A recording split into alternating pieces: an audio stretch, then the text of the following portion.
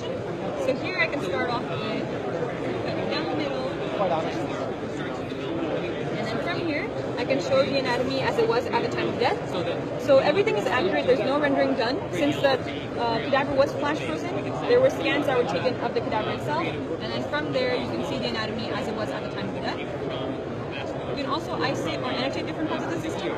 So in this case, I can start by removing the skin, removing the skeletal system, and other structures until I'm left with the gastrointestinal system. From here, I can get a better view by just zooming in. And I can also get a posterior view by just giving it a little spin. And in this case, I can start removing different structures and getting the annotation of any structure I remove. And I have this undo button where I can bring everything back up. This is amazing.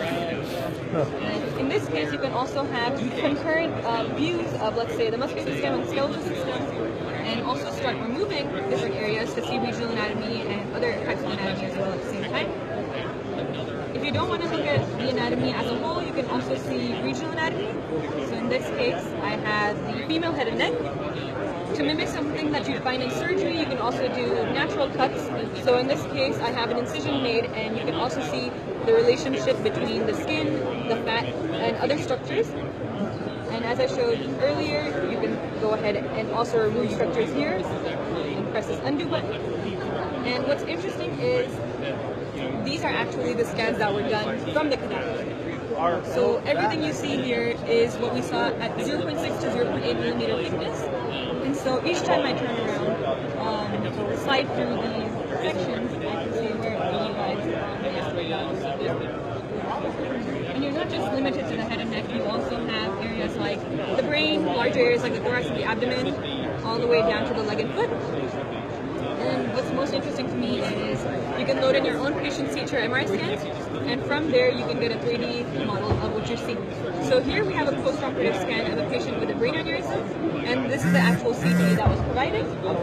You can go ahead and slide through the CT and see exactly where the clips were placed as well. So if I go down here, it'll show where it is here.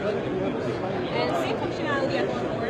You can go ahead and make a quick cut into the 3D model and see where the clips were placed as well. So it's kind of more intuitive when you see something in 3D, where the clips were placed rather than just focusing on a CT. And you can also add in some vasculature if needed. And you can also bring it back down. There's other ways where you can utilize this, where I bring in transparent soft and hard tissue. And so in this case, you still see where the clips were placed.